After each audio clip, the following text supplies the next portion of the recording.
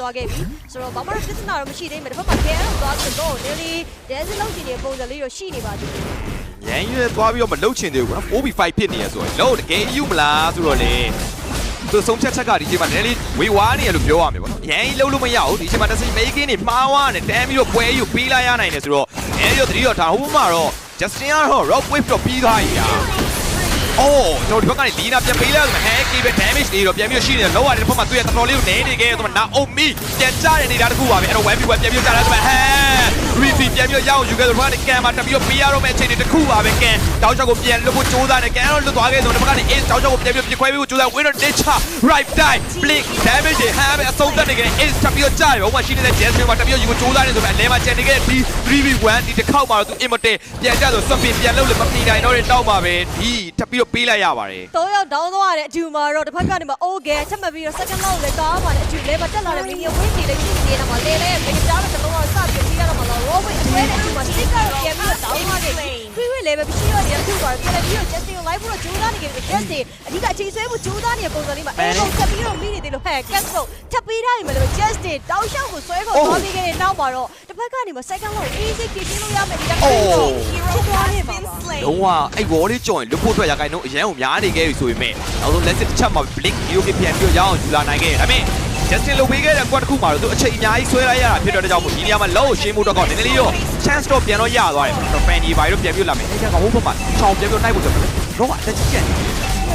အဲ့လိုတော့ဒီတော့ဘယ်လိုပြန်ပြီးတော့နောက်ဆက်လိုက်နိုင်ခဲ့ပြီတော့ဒီ final step တွေပိုင်းပြန်ပြီးတော့နောက်တော့ဒီပြေးနေရရှိပါလေစောင့်နေခဲ့တဲ့ရတယ်သူတို့က easy ပဲ bliss bay တွေရှိနေတဲ့အတွက်ကြောင့်မို့နောင်မီကတော့လုံးဝတော့မတည်ဘူးဒီကတော့သူ့အနေနဲ့ဒီ hero ကိုဘေးကိုကြုံရင်ကြုံလို့တော်တော်ပြီးတော့ဆွဲစားနေရလေးတွေငယ်ကိုကောင်းနေတယ်ပြောလို့ရတယ်ဒီဘက်မှာနောင်မီကတော်တော်လေးတော့လုတ်ကွက်တော့လုတ်ပေးနေပါသေးတယ်သူ hero ရဲ့တကောင်ရရဲ့တကောင်စားသူလိုက်ပြီးတော့ဖြတ်ပေးနေတယ်ဆိုတော့ပွဲကစားခြင်းရတယ်19မိနစ်17မိနစ်ဝင်းကျင်ဆိုတဲ့ time တစ်ခုက Organ ဘက်ကလည်းဘာမှမဆိုပြန်ဖြစ်သွားနိုင်နေဗျဒီချိန်မှာ one way လက်တက်ရိုက်လို့ရတဲ့အနေအထားတစ်ခုဆိုတော့ YG ဆိုတော့လည်းမှားခွင့်တော့မရှိတော့ပါဘူးလက်ရှိမှာတော့ပြန်လဲပြီးတော့ဒါသူအနေနဲ့နည်းနည်းလေးပြန်ပြီးတော့ဖောင်ပြဖွဲဖို့တော့လိုအပ်လာနေခဲ့ပြီပေါ့နော်ဒီဘက်မှာလည်းပဲလော့ပေါ်ဖို့အချိန်တိုင်းတာတစ်ခုတော့လိုနေသေးပဲဒါတစ်ဖက်ကပြန်ကြည့်မယ်ဆိုမေဂါဒါရက်ကနေတစ်လုံးလောက်ပြီးတော့ပေးတာတောင်းပိုင်းဆိုင်ရာမှာတော့ Organ အနေနဲ့ကအရင်ကနှိပ်ပါနေရတွေးရပေမဲ့ဒီချိန်နေတာတစ်ခုမှပြန်ကြည့်မယ်ဆိုအချိန်တိုင်းတာရမှာလဲ18မိနစ်လောက်ထိတော့ဖြစ်နေခဲ့တဲ့နောက်မှာဒီ Darren တကယ်ချိုးမယ်ဆိုလို့ရှိရင်တော့အကြာကြီးတော့ချိုးအောင်မဟုတ်တော့ one way တက်သွားလို့ရတယ်ဟုတ်တယ်ကျွန်တော်အဲ့အကြောင်းမို့ဒီချိန်မှာ4 man လောက်တော့ YG ဘက်ကပြန် down သွားရင်လည်းထင်တယ်လို့လွယ်မှာမဟုတ်ဘူးဗျYG လည်းဒီချိန်မှာမှားလို့မရဘူးနောက်ထပ် tap lob တွေပါတယ်သူတို့ခဏတစ်ဖြုတ်တော့ပြန်ဆောင်းသွားလိမ့်မယ် lob တယ်မှာပဲ YG ဒါသူတို့တာနေရဲ့အကွက်တစ်ခုကိုပဲပြန်ပြီးတော့ပုံဖော်မှတော့ရလိမ့်မယ်ဗျဟုတ်တယ်ဆိုတော့လက်ရှိချိန်တိုင်းတာတစ်ခုပေါ်နောက်ဘိုင်းစားဆိုင်ရမှာတော့ YG 2K ဒါ 3K ဝင်းကျလောက်ပြီးတော့တာရတဲ့အချိန်လည်းတိုင်းတာရမှာလည်းအရင်ကကွာဝဲလောက်တော့မဟုတ်တော့ဘူးလို့ပြောမှာဟဲ့နေကေပဲသွားဆွဲကဲအောင်ဘာမှတော့ဖြစ်မနေဘူးကဲရဲ့3ရတယ်ဒါနှစ်သုံးလောက်ထိရော့သွားပြီဆိုတော့အဖဘာမှတော့ထပ်ပြီးတော့သွားရမရှိဒါပေမဲ့အဲ့ဒီကမှာအေးစာပြီးတော့ပေါက်သွားနိုင်တယ်ရှိတယ်နောက်မှချင်းပြီးဟာလေးရတော့ကျေလည်းအချင်းရနာနေပြီလားဒီကအဲ့ fan တွေကိုကျွန်တော်တဲ့ဖမ်းလို့ရတယ်ဒီကသိပါဘူးဗျာအဲ့ဒါနည်းလေးတိုင်ပတ်နေရလို့ပြောရမယ်ဗျာဒီကတော့အဲ့ fan တွေကကေဘယ်လေးနဲ့ဝင်လဲထွက်လိုက်သူအေးစေးအလုံးလုံးပြနေရလို့လည်းပြောရမယ်အောင်ပြည့်အရှင်နေရလဲကောင်းတော့ကောင်းတယ်ဗျအဲ့ချုံနေဥတာမှားဝင်လန်ခြောင်နေပါလေပြက်နေဗျဘာမှလုပ်လို့မရအောင်ဟုတ်တယ်ဘလင်းအောင်မှမခဲနိုင်နေတဲ့နေတာတစ်ခုမှာကဲလို့သာလီနာသာသွားပြီးရှိနေခဲ့မယ်ဆိုရင်တော့တန်းပြီးတော့ချက်3ညလောက်နဲ့တန်းပြီးပြတ်သွားမှာလက်ရှိမှာလော်ကြီးကလည်းစပြီးပေါ်လာခဲ့ပြီဆိုတက်လော့ဒီလော့ကိုရဖို့တော့ချိန်ကတော့ home နေခဲ့သေးဘူးဆိုတော့ပြန်ပြီးတော့စောင့်တော့စောက်ရအောင်ပဲပေါ့နော်လော့တီလည်းပဲ2ချိန်လုံးကဟန်အနေနဲ့ကပထမလော့မှာတော့ဆိုလို့ရှိရင် retribution တော့မရှိခဲ့ဘူးပေါ့နော်ဒါပေမဲ့တစ်ဖက်မှာပြန်ပြီးတော့ကန်အနေနဲ့က stand အနေငယ်ပြီးသွားတဲ့အချိန်တစ်ခုမှာဟန်ပြန်ရခဲ့လို့နောက်တစ်ချက်တန်ပြီးတော့ second lock ပါလည်းပဲသူရဲ့ retribution မှန်ကန်စားပေးနိုင်မှုအောက်မှာ second lock ရသွားခဲ့ပြီနော်ဒီတစ်ခါတက်လော့မှာရောချက်ပြီးတော့ရရှိသွားပါသေးဆိုတာလေးကိုတော့ဆက်စောင့်ကြည့်ရပါဦးမယ်ကျွန်တော်တော့ online နေလောဆယ် split push ဖို့တော့သူကျိုးသားနေရဗျဘယ်တော့ night တော့ night ချင်တယ်ဟိုသူတို့မှလည်းလောင်ကြလည်းပါတယ်ဆို dimension တွေကလည်းလျှက်တစ်ပြက်ပို့လို့ရမျိုးလည်းရှိနေတယ်ဆို Organ ကတော့ကျွန်တော်နေနေနော်နောက်တကားကိတ်ကိုသူလုံညောတော့စောင့်ထိန်မှရနေပဲဗျဟုတ်တယ်ဆိုရန်ရိုးဒါသွားပြီးတော့လှထားလို့တော့မရနေဘူးဒီကဒါ ace ကပဲပြန်ပြီးတော့စောင့်အောင်ပါလား ace ကသွားစောင့်မယ် blink နဲ့တွေးမယ်ဆိုလို့ရှိရင် ace ကလွယ်မှာတော့မဟုတ်ဘူးသူ fine နေရောနောက်တော့ win တက်နေရှိနေသည့်တိုင်အောင်လို့တော့တစ်ချက်လောက်သာမိသွားခဲ့ပြီဆိုပြန်ပြီးတော့ဒီကရတဲ့ပြန်ဖြစ်သွားနိုင်တယ်ဟုတ်တယ်ဒီက diversion ကလည်းတခုရှိနေသေးတယ်တစ်ဖက်မှာ low dancing လုပ်ပြီး diversion နဲ့တောက်တော့ချိုးရင်လည်း and ရအရင်များပါတယ်မှန်တယ်ဒီကတော့ B နဲ့ wave ဝင်သွားတယ် dimension နဲ့တန်းပြီးဆင်းသွားလို့ရနေရဆိုတော့ဟုတ်တယ် Organ အဲ့ဒါမို့ low ပတ်တယ်ကိုလည်းသူလာပြီးတော့ join မို့တော့ကသိရမလားနောက်ကလည်းမလုံကြောမလုံဖြစ်နေရပါတော့အဲ့တော့အရှိမဘက်တက်ပြေးဆိုင်မလားနောက်ကနေပြီးတော့ပဲ champion ဆောင်းအောင်မလားဆိုတော့စဉ်းစားနေရတဲ့အခြေအနေတစ်ခုဆိုတော့နည်းလေးတော့ စဉ်းစားတာတော့တကယ်ကိုပဲဆုံးဖြတ်တော့ခက်တယ်ဗျာ ခက်ခဲနေခဲ့နောက်မီအဲ့ပြပြ3ရောက်တော့ပြေးစင်းလာတယ်တခုမှအေးပြေးတော့ရတော့မယ်နောက်မှလည်းတောက်တော့ပိုင်းပြီးတော့ဂျုံသားလာမယ်ဒီဒိုင်ဘာရှိတစ်ခုနဲ့ပဲလုံးလုံးဖို့ဂျုံသားလာနေခဲ့ဆို YG ဒီလုံးနဲ့လေဆွဲခေါ်ထားတော့ပချုံထဲမှာကျန်းစင်းသွားပြီးတော့တော့ဝေးကျန်းပြီးအခွဲပေါ်တော့ရင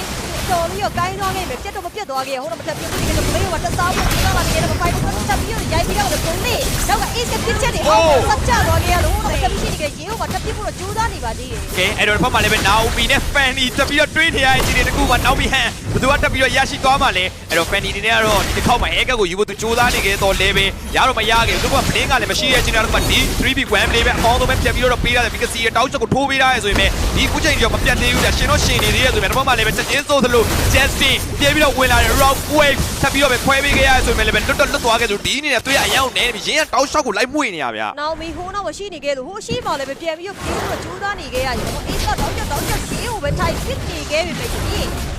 ီတော့လိုက်အောက်ပါဘာတောင်းရရဲ့ငင်းဆုံးလို့နဲ့လက်ရှိမှာပေါ်လာတယ်စံတော့ဒီကောက်မှာစာပြည့်နေခဲ့ပြီတစ်ဖက်မှာကြာသွားခဲ့ရပါဘူးရောက်သေးပါဘူးဒီ fight ဆိုရဲ situation ကူလို့ရှိနေခဲ့တဲ့ဟန်ရဲ့ retribution ကိုတော့ပြန်ပြီးတော့ပြီးတော့ထားရပါလိမ့်မယ် State ကကျွန်တော်တို့ဒီ web match 1ပွဲစဉ်မှာတကယ်ကိုပြန်ချက်ဖို့တပြည့်ပြင်းထန်နေခဲ့ပြီဗျာတို့ဒီတောက်ချက်ကိုကွဲပြီးသားတဲ့ဆိုရင်လည်း airboat တက်မှန်တာဆို ground လေးနဲ့ပဲတပြည့်ခဲထားတယ်ပဲ stick ဒါပေမဲ့လွတ်ပါမလားဒီ damage ကြားထဲမှာတော့ပြန်ပြီးတော့ပဲကြာသွားခဲ့ပြီတော့လည်းအေးတောက်ချက်ကိုပြန်ဒီနားလည်းထပ်ပြီးတော့ down နေခဲ့သလို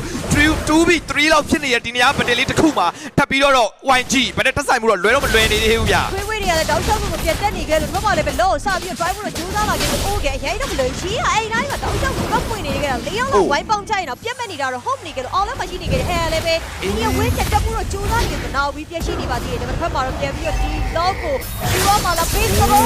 ာမှာလားဒီဂိုင်းမှာလာအုံမီပြတ်သွားခဲ့တယ်ဖက်မှာပြန်ပြီး recall ရောက်လာတဲ့အချိန်ကတော့မိသွားခဲ့လို့ဒါကဲကောင်းသွားတယ်ပြောရမှာပါ ဒီမို့ဆိုလို့ရှိရင်တော့ဟောဒါဟန်အနေနဲ့တခါတည်းပဲဘတ်တော့တိုင်းပြီးနှိုက်သွားနိုင်နေတာတစ်ခုပါပဲရန်ကြီးတော့အိုကန်ဘက်ကစိတ်လွတ်ကိုလို့ဘတ်တယ်လာဆိုင်လို့မရဘူးကြာမှန်တယ်ဒီအချိန်မှာသူတို့မှာလုံးဝ PV5 situation တစ်ခုသူတို့ low ဘတ်တယ်ကိုသူတို့ယူလို့ရတယ်ဒါပေမဲ့နောက်မှာဒါဟန်ပြန်ပြီးတော့ထိန်းနေရဟန်ကိုပြန်ထိန်းနေရလေနည်းနည်းလေးတော့အလုရှုပ်နေခဲ့တာ ရောက်တော့ဖြစ်နေပုံရောက်နေခဲ့တယ်ဒီကတော့တောက်ချောက်ဆို dash တွေတက်ပြန်ပြီးတော့တောက်ချောက်ဖေးထားတယ်တော်ကြီးကောင်းတယ်ပေါ့နော်နေရာတော့ကြားထဲမှာရက်တည်နေခဲ့တဲ့ဒီတော့အချိန်တော့ဒါအကြာကြီးဆွဲဆက်ဘေးထားနိုင်တယ်ဆိုပေမဲ့ကျန်ရဲ့သူတို့ရဲ့ဒါ chance ကိုပေါက်နေရနေတာတခုမှကပြန်ကြည့်နေရလိမ့်နေရဲ့ wave ကအချမ်းကိုများနေခဲ့တယ်ပေါ့အဲ့တော့လောလာချီဖို့တော့ကတော်ကြီးခက်ခဲတဲ့ကိစ္စတခုဖြစ်နေခဲ့တယ်အိုးကဲ 3-5 situation တခုမှတော့ဒီလောမယူနိုင်ခဲ့တဲ့နေတာတခုကလောလာပြီးတော့ပဲခိုးမှပဲရတော့မယ်ပေါ့နော်လူပေးပြီးတော့ပဲ အဲ့လိုပေါ့နော်သူတို့အဓိကအဲ့လိုမျိုးမဲကပေါက်ထားတဲ့လိန်ကလောနဲ့စန့်ကျင်ပဲလိန်ဖြစ်နေရဗျအဲ့ဒါသူတို့လိန်ပြန်ပြီးတော့ defend ရတာပို့ပြီးတော့ခက်ခဲနေခဲ့တယ်ရှိနေသေးတယ်ဆိုပေမဲ့လည်းရင်ပြက်စရာအကြောင်းတော့သိတော့မရှိသေးဘူးဗျ final slot ကောင်းမှုတွေပဲပြန်ပြီးထွက်လာသေးတယ်ဆိုတော့နောက်ကနေပြီးတော့ဟန်ပြေးပြီးတော့ဝင်လာကြတယ်တစ်ဖက်လည်းပဲ blink က ace ကိုပြေးနိုင်ဖို့ကြိုးစားနေဆိုပေမဲ့ဟန်တောက်လျှောက်ပဲ strike တွေပြန်ပွေပေးနေဆိုပေမဲ့လည်းတစ်ဖက်ကနေပြီးတော့ destruction မှန်တာအရင်ကစေးပြေးပြေးလီနာဂျားထဲမှာညံ့နေခဲ့ပြီးလီနာပြန်ပေးလိုက်ဆို ace ကလည်း immortal ပြန်ပေးလိုက်ပဲလီနာတုံးဝအောင်မသေးသေးပါဘူးလီနာအော် ဒီနေခဲ့တာတော့ဝမတည်သေးဘူးဆိုရင်လီနာလည်းဆက်ပြီးတော့စားလိုက်ခဲ့ပါလားအဲ့တော့ပြန်ပြီးတော့ပဲဒါပြန်အင်ပေါ်ပြီးတာနေတာလုံးဝမပြတ်သွားခဲ့တဲ့လီနာနောက်ဆုံးမှာတော့ just တွေအဆုံးတော့တပီးလိုက်နိုင်ခဲ့ပြီပဲဟိုမှာရှိနေခဲ့ဒီနောက်မှာရှိနေခဲ့ state နဲ့ G နဲ့ဂျားထဲမှာပြန်ရောက်ရှိနေခဲ့လို့ ace ကိုယ်တိုင်ကလည်းဟိုမှာ creek way ကိုတွားပြီးတော့ရှင်းနေရတဲ့ကာလာပုံပြီးတော့ကြဲကြနေရင်းနဲ့ပဲဒီလောက်ကိုတော့ထပ်ပြီး find ဖို့အတွက် over ဘက်ကိုရောက်လာခဲ့ပြီ သူတို့ hero king လေးတော့တကောင်စားတွေအိုကန်တောက်လျှောက်ပြန်ရနေရဒါပေမဲ့သူတို့မှာအဲ့လိုမျိုးပေါ့နော်နေကိုပြန်ပြီးတော့ထိန်းနေရတယ်ဆိုတော့အဲ့အချိန်မှာသာရင် immortal ကြာသွားပြီဗျာဒါပေမဲ့ပြန်ပြီးတော့ထားလိုက်ဒီလိုမှသူတိုင်းပြီးတော့ပြတ်နိုင်ပါမလားဆိုတော့ crown ချက်ချင်းပဲတိုင်းပြီးတော့ဆွတ်ပြီးပြန်လို့အိုးဘက်မှာတော့တောက်လျှောက်ပဲရင်ဒီတစ်ခေါက်မှာပြန်ပြီးပေးလိုက်တယ် Justin immortal တောင်းထားပါသေးတယ်နောက်ကနေပြီးတော့ကန်တောက်လျှောက်ကိုစေးပေးတာဆိုတော့ blink ရတယ်ဘက်ကနေပြန်ပြီးတော့ဝင်လာဦးတယ် stay အနေမှာ၄កောင်၃កောင်လောက်ကြားထဲမှာသူတောက်လျှောက်ကိုပဲဒီမိုးလေးပို့တယ်ပြန်ပြီးထောင်းဝင်းတယ်ပဲလွတ်ဖို့လမ်းတော့မချိတော့ဘူးဗျာ ဒါတော့ပြန်ပြီးတော့ ace ကိုလိုချင်နေတဲ့ဆို stage ပြန်ပြီးတော့တောင်းသွားခဲ့တော့မတောင်းကြပြန်ပြီးတော့လုံးနေခဲ့တဲ့ဆို ace ကို break လုံးဝပြန်ပြီးတော့ check ကန်လိုက်နေပဲ ace ကိုပြန်ချသွားခဲ့ stick ကလုံးဝမတီးဘဲနဲ့ကိုပြန်ပြီးတော့ကန်တော့ stick ကိုလေးနေပါသွားနေခဲ့လို့ဒီကြောင်နေတဲ့ကန်နေခဲ့လို့တော့ရောက်လာခဲ့ဆို now only stick ကိုပြန်ပြီးတော့ကြိုးစားနေတယ်လက်ချက်တော့ပြန်ပြီးတော့တက်သွားခဲ့ရပါ ဒီကတော့ပြန်ပြီးတော့ပေးလိုက်ဆိုမှကန်မှာ immortal တော့ကျန်နေသေးတယ်သူရလည်းလုံးဝ nesting ချက်ဆိုတော့ cable လေးနဲ့ပဲတခါလေးဝင်အသိန်းလေးမှာတော့ blink damage နဲ့ပြန်ပြီးတော့ဟိုးနောက်ပါနဲ့ medium wave ပြအရင်ကများနေပြီသလုံးသားမှာလည်းချိန်နဲ့သိမကောင်းတော့ကန်ပြန်ပြီးတော့ပေးလိုက်နောက်ပြီးတောက်လျှောက်လိန်ကိုပြန်ပြီးတော့ကာဝင်မရတော့ free wave ကအရင်ကများနေခဲ့တဲ့နောက်မှာ crystal throne နောက်ဆုံးတော့ပေးလိုက်ရပြီဗျာ နောက်ဆုံးတော့ချုံသွားခဲ့တဲ့ free win နဲ့အတူမှာပဲ game